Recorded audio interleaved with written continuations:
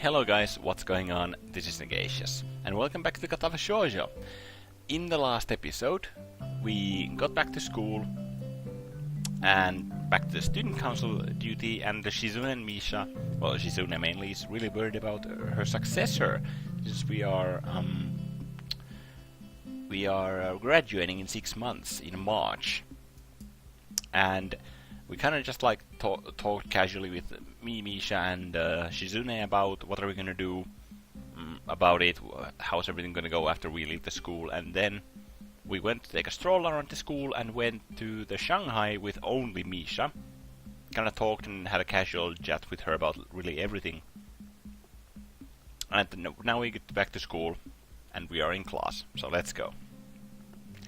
In class the next afternoon, I'm 2 problems into a magic logic worksheet when a folded up piece of paper hits me in the head. I'm sure I know whom it's from, but I quickly look around the classroom anyway, just in case. No one in this classroom is good at acting casual. I can tell that everyone saw who threw it at me, and looking at the culprit herself, it was obviously Shizune. She isn't even trying to be coy about it. The countryside is so different. At my old school, I would have no idea who it was right now. Opening the note, it says, Misha is absent. Help me out today after school. Absent? I don't understand what's with the note. Why can't you just use sign language? A large part of how I learned sign language was by copying Misha's style of signing her words as she speaks, so I end up blurting the sentence out loud as I sign it to Shizune. A slight laugh goes around the room. How awkward. I'll help if I don't have to do a lot. That's silly. Obviously if Misha is absent, you have to help as much as 2 people. I don't know if that really means anything. After all, Misha was complaining yesterday mostly about how Shizune wouldn't let her help her. I don't do much as is either. After pretending to think it over for a bit, I write her a note back telling her I will. I'm actually happy that she asked me, because I've been meaning to talk to her for a while. It's a good opportunity, but I feel I should at least make it look like I'm putting up some resistance to the idea. I go back to my worksheet and immediately get stuck on the 3rd problem. After trying to work around it, I casually toss my own note over to Shizune. It says, why is Misha absent, and what's the answer to question 3? She told me she was sick and her stomach hurt. Misha gets stomach aches a lot, but I wish she'd picked a better time for it this week. Use sign language. I think she has a stomachache because of the way she sucked down a parfait larger than her head the other day. If she gets them quite often though, either it's a coincidence or she has a bad habit of eating things that can put her in debilitating pain. I noticed the teacher staring at us disapprovingly. I don't blame him. We're talking in class, and with sign language, in quite a visible and distracting way. I try clearing my throat to back out of our conversation, but Shizune doesn't get the hint. Well, obviously. Before I try to get the message across with my hands, however, I can see Shizune notices what's up. She just doesn't care. Do you still want to know the answer to question 3? I'll tell you, but you have to give me the answer for question 25. Hey, I was just thinking about how a teacher who didn't know sign language could think we were abusing it and using it to cheat, if he were to assume the worst. I can't believe you're actually doing that. And I'm not up to 25. You want to know what the answer to 3 was? You asked first. Hypocrite? Hypocrite? You're the student council president. You can't cheat. I don't have time for this, and I think I'm trying to teach us patience to the breaking point. I'd like to continue taking pot shots at her for while working on the math problems in front of me, but it would require at least 2 extra hands. Shizune is a bit more creative, and gets around this limitation by using long, semi-broken strings of simpler words. I take a couple of mental notes in between being dizzied by a couple of particularly long equations. Right before I thought that was Misha entering the room, like, "Hi!" Right up before the bell rings, she caps her pen and triumphantly slams it on her desk with an ear-popping crack that makes the whole room jump, quickly forgotten because everyone would rather go to lunch than question its origin. After a couple brief stretches, she gets up and hovers around my left shoulder. "Are you still not done? I was going to ask if you want to hand in yours too while I was up." Someone distracted me. I had to beg the teacher to give me 9 minutes between now and the end of passing to finish it. It's not easy to solve this one-handed while having a conversation, by the way. He wasn't happy with the request, wanting to get out of there as much as I do. Since I'm only one problem away from finishing, it looks like Shizune doesn't really believe me. The second that I'm done handing it in, I find myself being dragged to the student council room. It's eerily and annoyingly clean. I can't find what I was working on yesterday. Where is everything? I did some cleaning. That doesn't tell me anything. See? It's like you forgot where you even put the stuff you put away.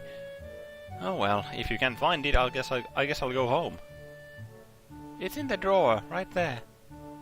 Shizune sulks as I pull out the posters I was working on, and then shuffle them around a little, since she stacked them by color.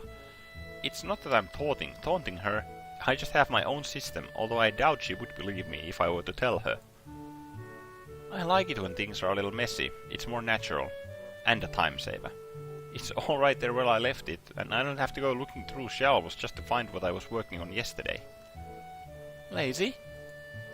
That's not true, I'm not lazy, you just always go too far. I quickly glanced at her desk, a memo pad, neatly placed at one corner. Behind it, a small desk calendar with each box filled with notes in a neat but microscopic handwriting. On the right, 3 boxes of pens in blue, black, and red. Look, you even put the pens back in their original box at the end of each day, all color-coded and everything. I don't think that can be called being a neat freak. What do you want to do with them? Throw them in a mug on your desk? Hey, I think that's being organized enough. You're so disorganized, you can't even comb your hair down properly. That hurts. It's not like I don't try, it just won't stay flat. I pick up a box of pens and quickly pop it open to see if she also puts them in so that they're all facing the same direction. She understands what I'm thinking and doesn't look very amused. I like putting my pens the same way, actually. Because it's so much easier to just pick one up and kind of like start writing.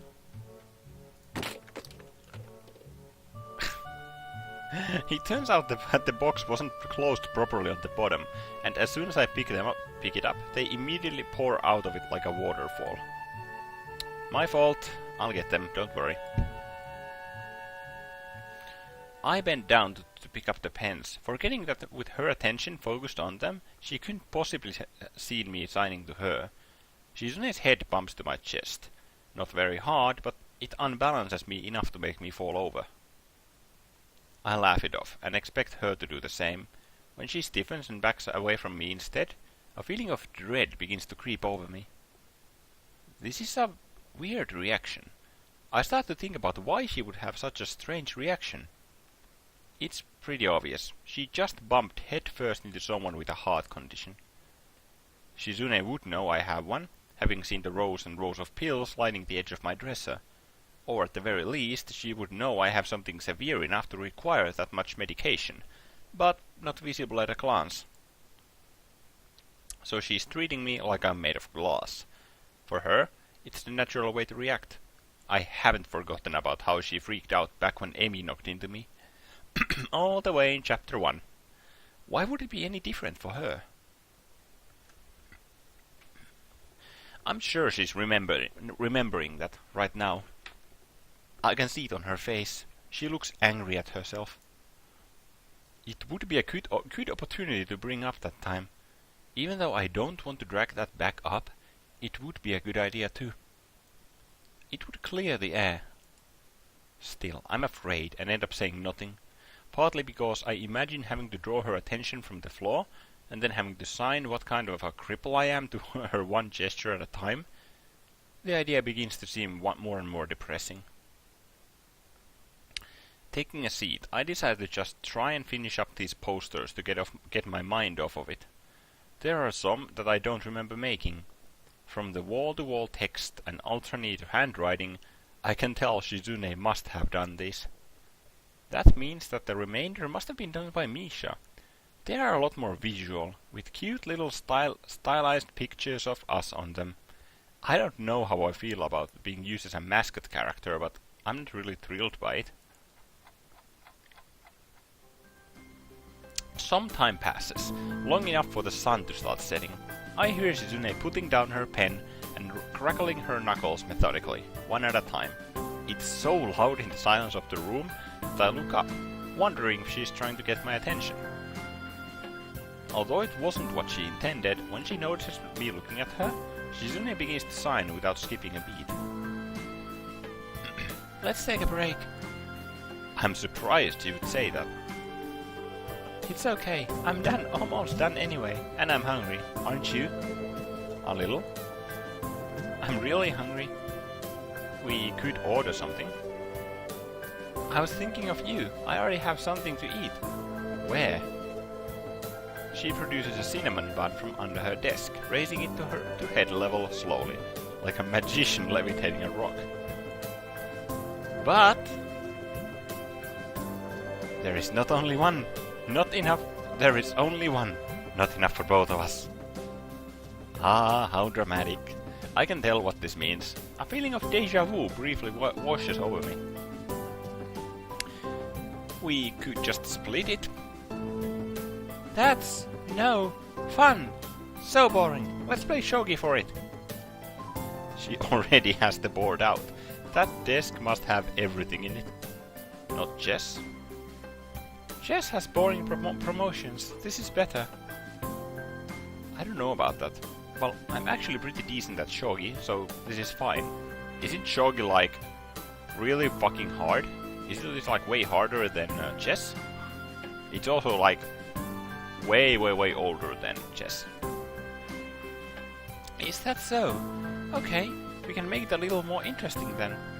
Each move has to be completed in 30 seconds. You can add a rule through. You can add a rule too. No thanks. Anything I could add would only hurt me more than it would help. A 30-second time limit is already too tight for me. You're making me regret thinking this was alright to brag a little. After Shizune wins the right to go first in a quick coin toss, she immediately starts playing with the aim of promoting all of her pieces as soon as possible. It seems like a very basic playstyle, and I can't help thinking it might be a trap of some sort. It's not though. The draw of this game to Shizune appears to be the fact that she can upgrade her pieces and steal mine. She's very good at it, but it makes her predictable. I end up doing a little better than I'd expected to. The 30-second time limit is pretty painful though. The game ends in a draw. At this point, I think you're supposed to either go for a rematch or tally the pieces for points. Shizune doesn't want to go again in the interest of time, but winning on points clearly doesn't satisfy her. She sits there, shifting a silver general from one edge to the other as she contemplates which of those two options she'll go for. It takes so long that I think she has forgotten about the bet.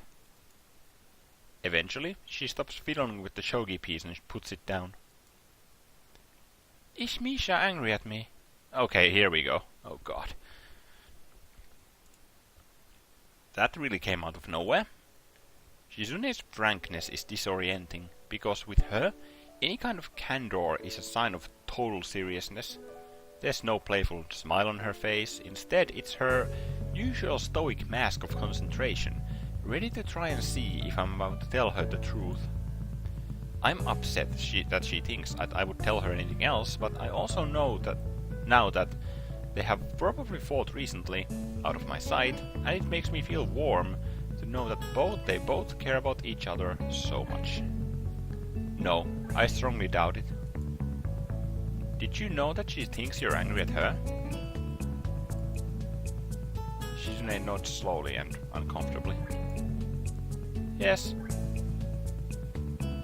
She was more roundabout with the question than you. Kind of surprising, because I thought that you were the one who liked playing games. Not all the time.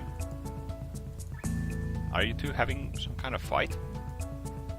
No. She's very quick to deny it and not happy with the thought.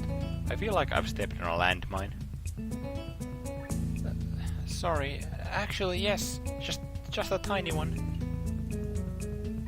I know she has no interest in the student council. She only joined because of me. I'm still grateful. I'm so happy she's my friend. But I don't understand what she's upset about this time. Wait, Misha only joined because of Shizune and not because she has interest in the student council. So, huh.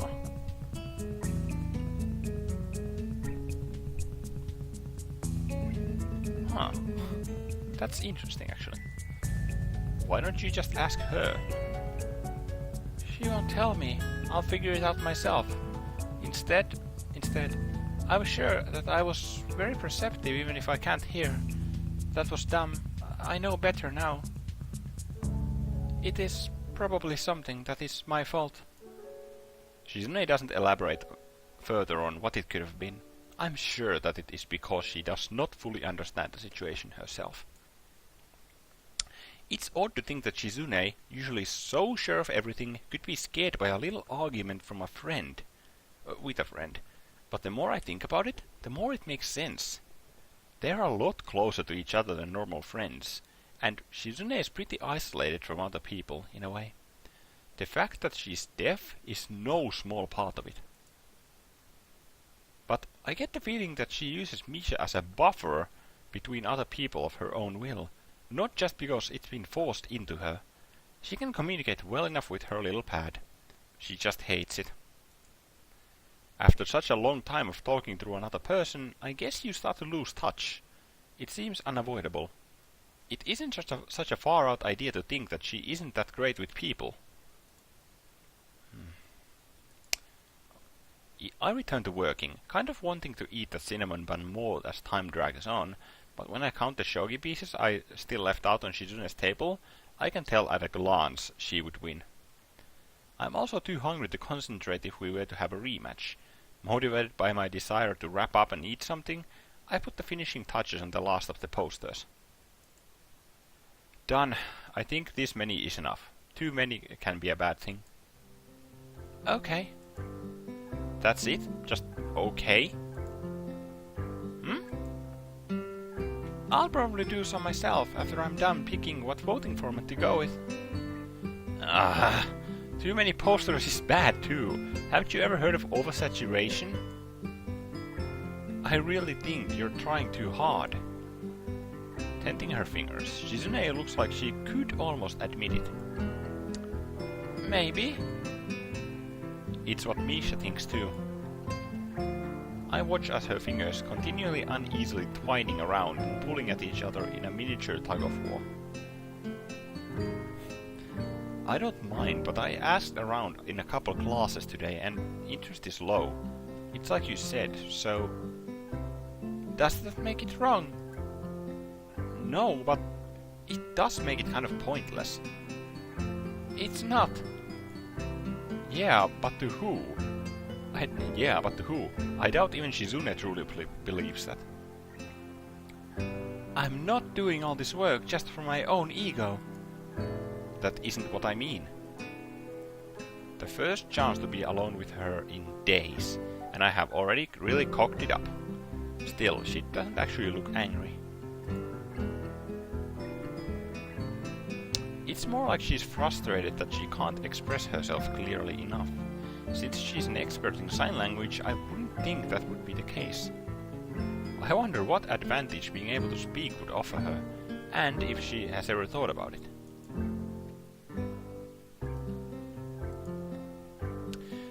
It's another project of mine. Just like the festivals, I'm going to do it, because it's my job. It's just that a student council election isn't as fun as the festival, so no one cares. She briefly touches her fingertips together, as if to say, but maybe. There is some truth to it, but Shizune doesn't want to say anything that could be boiled down into something so glib. But I don't care. I want to get people riled up, but it isn't about me. I don't want to be involved at all. What do you mean? You go to like every single festival. Shizune waves her hand in mock indignation. Well, I like to have fun too. I have to have fun too, but you know, it's not the same thing. Her spirits seem to have improved, if she can manage to crack a joke. I don't want anyone to make a point of me being involved. It's a hassle. I don't want that responsibility. Things are becoming too complicated now as is. The more I try to hype up the elections, the more involved I have to be. No one wants to play their hand yet, and it doesn't feel like my time is over, even though it should. Crossing her arms and leaning back, she grinds her teeth together in frustration. They're all so lazy. Impossible to get them to do anything. Anywhere else, the elections would be an exciting event. It's illogical. Why does everyone have to be so different? If only there was some way to punish them. Like changing the school to their desks. Voting is mandatory. If you don't vote, you get whipped. Terrifying. I wonder how hypocritical it would be if I were to stay in bed on election day, with the flu, and a cold, and a strep throat, and a sprained ankle. You should put yourself on one of these. Not as a punishment, don't misunderstand. I hold up one of Misha's posters. Like this. It's kind of a neat idea. Misha was onto something. It's a lot cuter than just text. I think you would like it. Having cute mascots would drum up some excitement. Maybe if it's just Misha. Why not me? Someone told me that this school has slightly more girls than boys. You have to cater to that demographic too. Shizune giggles, audibly this time. I'm surprised. And when she sees my face, so is she. Her face flushes pink, embarrassed to have let out a sound, which is really confusing to say the least. Why don't you put yourself on it? She just waves my question away. It's troublesome. What do you mean troublesome? Everyone knows that you're in the student council. My stomach growls, making me realize I'm hungrier than I thought. Shizune uses the moment to deflect my question by changing the subject. Is something wrong? No, my stomach growled. I see. She looks at the forgotten pastry on her desk, then frowns, finding it inadequate for two people. Let's go to Shanghai. If you are that hungry, it might be a little busy this late, but Yuko is working there today.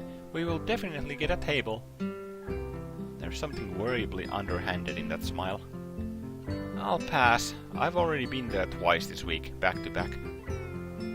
Shizune pouts, leaning back against her desk and scrunching up her posture to protest. What? I'm disappointed you said no. Well, I can't agree with you on everything. You don't give your opinion often enough anyway. It would be easiest for me if it was like that, but not very interesting, right? There are some decisions you should disagree with me on. You have a duty too. How am I supposed to know which is which? It's easy. No, it's not. Sometimes it's hard for me to tell whether you're making jokes or being serious. Although, since she communicates entirely in sign language, that would seem pretty obvious. I wouldn't say that's all there is to it, though. I remember when I had my heart attack, Iwanaga wouldn't stop talking at first. Eventually, I wished that she would just shut up. Or I would have, if I hadn't been happy to have any kind of company at all. Gradually, I stopped being so grateful. When we talked, I felt like it was nothing more than ritualized exchanges of politeness.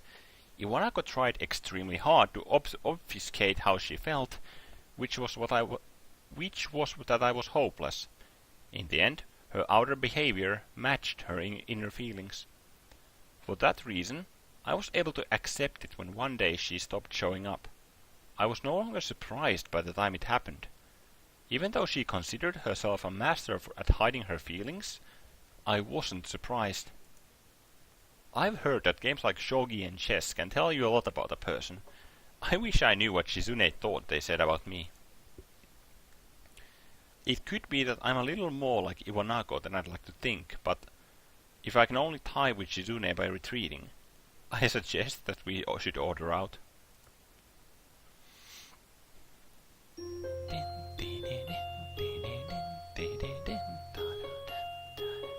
Field trip time.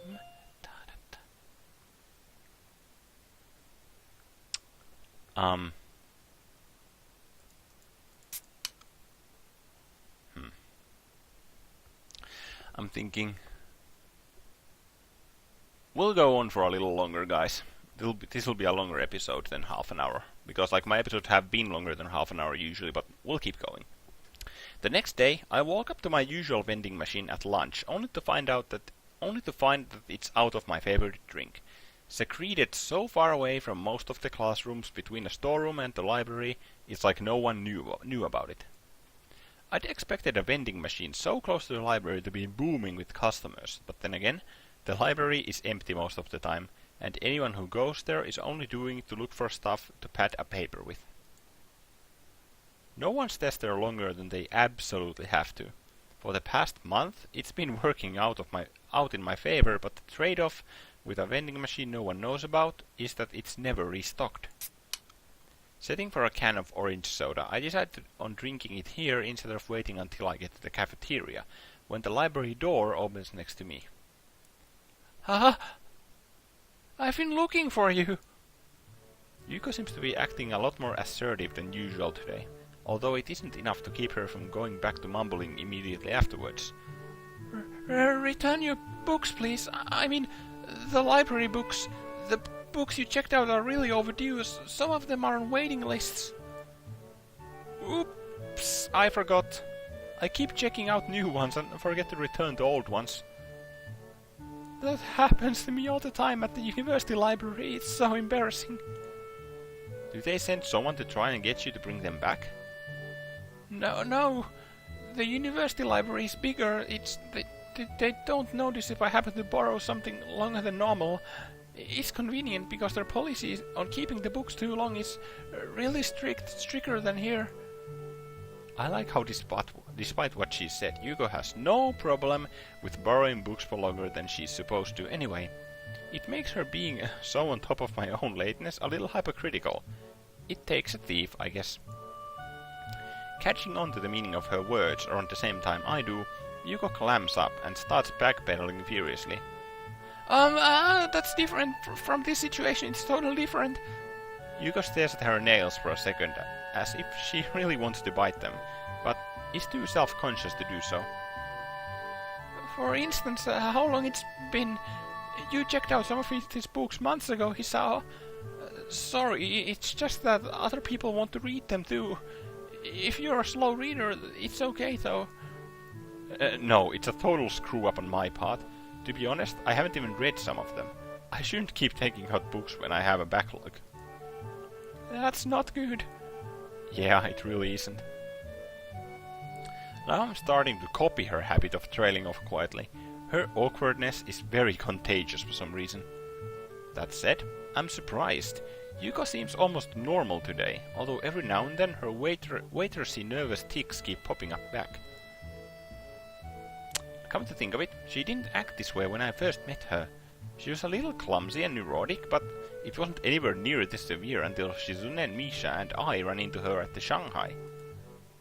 It could be that Yuko has a complex about having kids from the school seeing her waitersing. I guess it is a little odd for her to pick the closest cafe to the school to work in, then. In that case, maybe the place having so few customers could be considered a lucky break. Well, I'll get it. I'll return them right after school. As soon as possible, please. Wait. Can I ask you one more thing? Sure, what is it? I have to go for a while, but I can't just leave the library empty. Sorry, but can I ask you to watch it while I'm gone? Just for a little bit. I'll be back as soon as possible. You're in the student council, so I'm sure if you did it, it would be okay. Alright, I'll do it. Don't worry. Thank you! Yuko quickly slides forwards, as if she's so grateful she's about to give me a hug. But she stops 2 centimeters into it, which ultimately just makes the gesture look extremely confusing. Just like arms slightly to the side, like I'm also surprised she can control her momentum so well, since she seems kind of clumsy. Before I can say as much as "you're welcome," she's already dashing off with the urgency of someone late to an appointment. That could be the case, but I wouldn't feel safe assuming so. It's Yuko, and she seems like the kind of person to treat everything that way. Now that I'm in the library, I feel a bit silly. I don't really know what I'm supposed to do. Should I sit down like I normally would and read? It probably would do, but wouldn't meet Yuko's high standards. Maybe I should sit at the librarian's desk and give anyone who comes in a stern and analytical glare. I use Shizune's as a starting point and practice it a couple times in the mirrored surface of a pen. I think it looks pretty good. Frustratingly, no one comes in, so I give up on the idea quickly and decide to just go looking for Hanako instead. It's deserted. I think I see someone, but on the second I blink, whoever it is gone. As soon as I return to Yuko's desk and crack open an interesting-looking book, a familiar person swings in front of me like a falling pendulum. Yo, librarian! I've been looking for you like 10 minutes! What? It's you! Man, you must really get around, or the student council makes you get around. Those bitches, how could they? Slave drivers! He must be exaggerating, because it took me 30 seconds just to do a slow walk around the whole place. The thought is overridden by my surprise to see him. Where did you come from? What are you doing here? What? Can the guy go to the library now? I can't even go to the library without some young buck like you giving me the 3rd degree over it. I see some girl coming in here all the time, but no one asks her what she's doing here. Kenji, she's the fucking librarian of the place. Ah! Is it because she reads and I don't?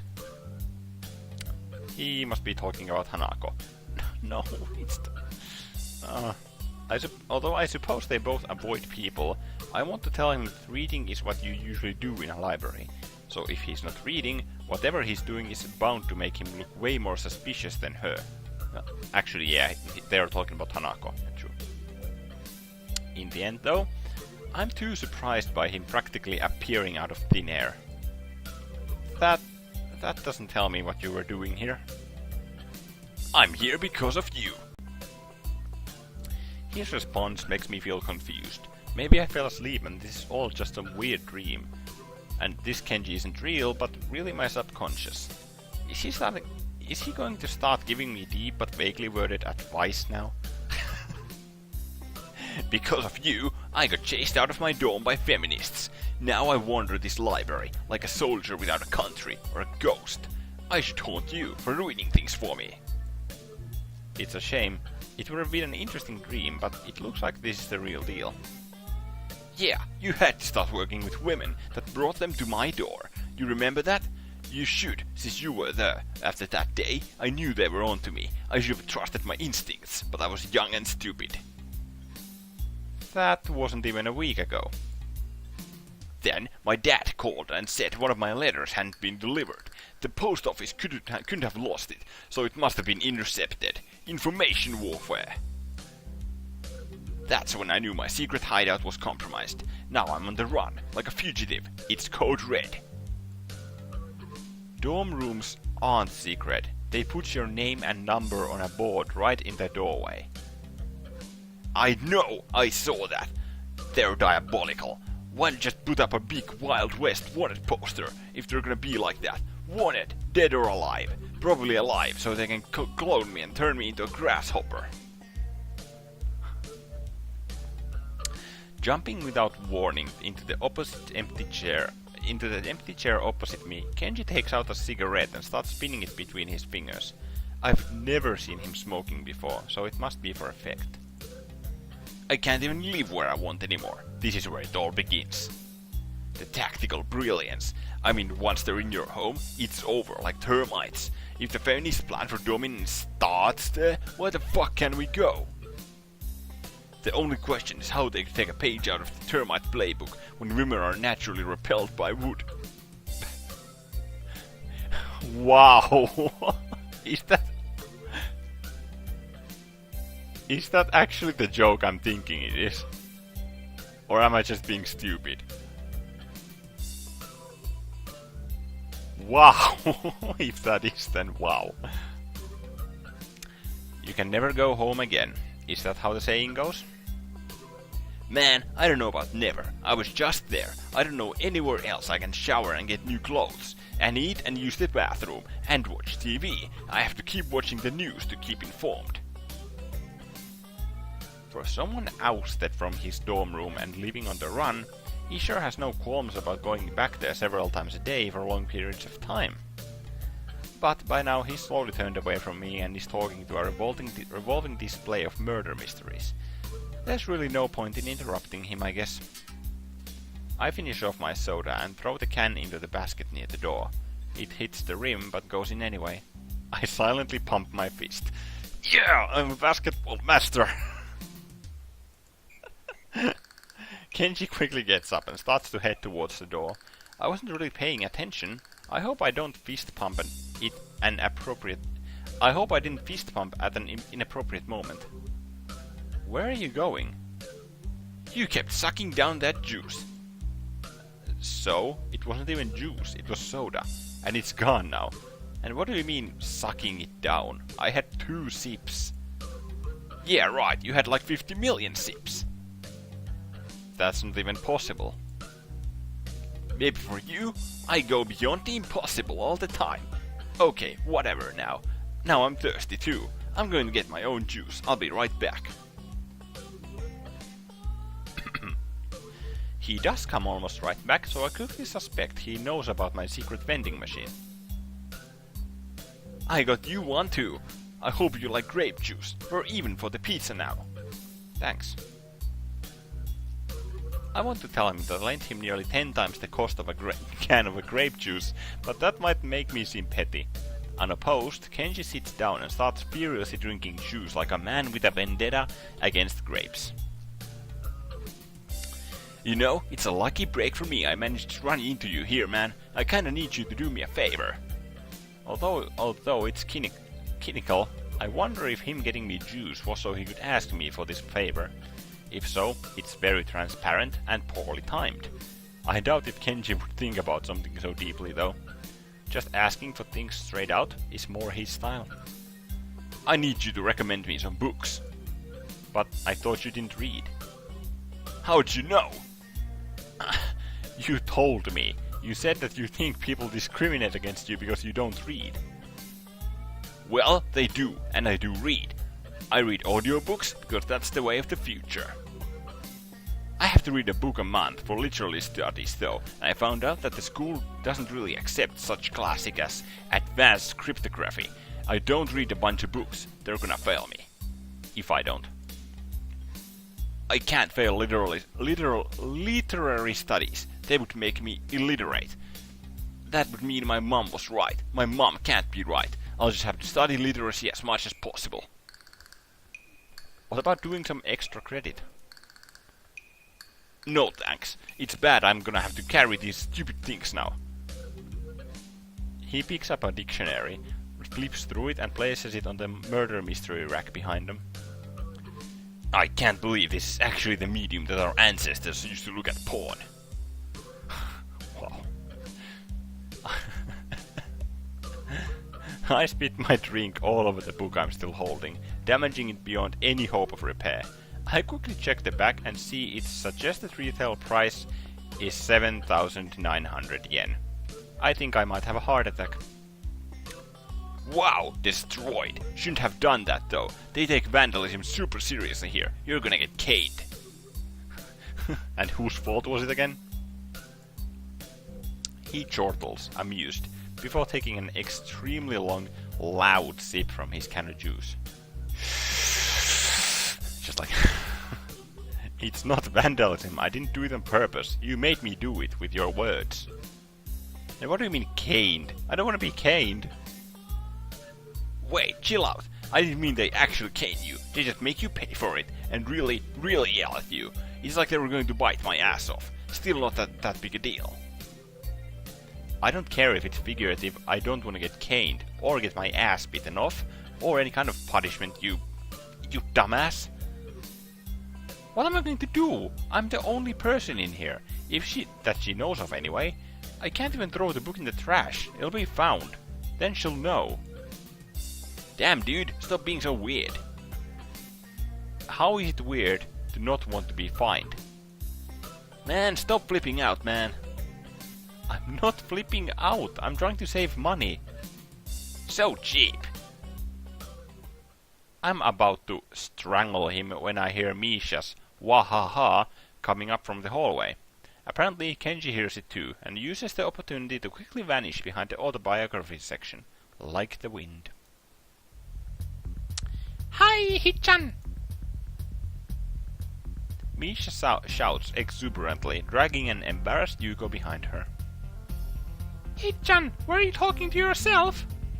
On one hand, saying yes could make me look kinda crazy. On the other hand, if I blow Kenji's cover, he might go off and make me look crazy by association. Yes. That's okay. Don't be embarrassed, Hichan. I do it too sometimes when I'm alone. La la la. Nothing happened while I was gone. Absolutely nothing. It smells like grapes. I'm wearing grape-scented cologne. I lie brazenly and obviously. From her reaction, I'm going to assume she knows I'm lying. Or thinks I have an abysmal sense of colognes. Since the can of grape juice I drank from is still there, it's likely to be the former. Fortunately, she doesn't ask any follow-up questions. What are you two doing together? We had lunch together! Strictly business, a business lunch! I try to picture Misha in a suit having a business lunch with anyone. Somehow, I just can't see it. Me neither.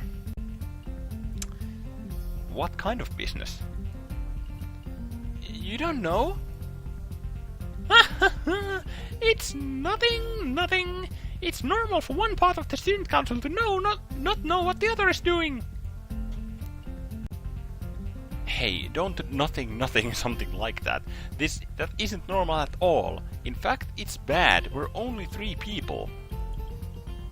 Yuko laughs nervously. She must be terrified. Misha says that you want to put posters in the library for the elections. Even though they are really far away, I guess it's okay. I didn't know I could even decide those kinds of things. You can! Isn't it great? Aren't you happy? Yay, yay! Misha grabs Yuko's hand and forces her to clap joyously for herself. Yuko doesn't look very happy about learning that she has more responsibility and power than she'd previously thought. Hichan, since you're here, you can help me put them up. Pulling out a giant stack of posters from her bag, she cuts them in half like a deck of cards and passes me the slightly smushed half. Hichan had a really good idea. We can put some flyers inside books too. Then even if they try to ignore us, they won't be able to. They could even be spring-loaded. Spring-loaded, really? Misha tries her best to convey the same tone Shizune used. It sounds close to the real thing, and also a little menacing. She was probably kidding. I liked it. No. Oh! Look at her face! Hashtag anime. No, please, anything but that. A super ultra aggressive marketing blitz. We're going to start going door to door too. That's a terrible idea. Misha pouts in her best Shizune impression, fingertips tapping together rapidly in annoyance. Hichan, you think every idea is terrible? Yeah, but that idea is too terrible to ignore. I can't have that. Wahaha! Hichan, that sounds like a challenge! Mutiny! Mutiny! Mutiny's bad. Mutiny's bad. Don't fight. Wahaha! It was just a joke. Okay. Don't fight. Ah! Ah! Ah! The way Yuko sounds when she's trying to be firm makes me think of a kindergarten teacher. I suppose that makes her very persuasive in her own way. Putting up posters is surprisingly hard, simply because the library is already plastered with bulletin boards and flyers lining every couple meters, some of them in places so unlikely that I'd never noticed them before. Deciding which of them to peel off in favor of our own adds a lot of time to an otherwise simple job. By the time the bell rings to signal the end of lunch, Misha and I still have a sizable amount of posters left. As we leave, I decide to stick one right by the door. It must be the one that Misha did. It has a little drawing of Shizune on the bottom.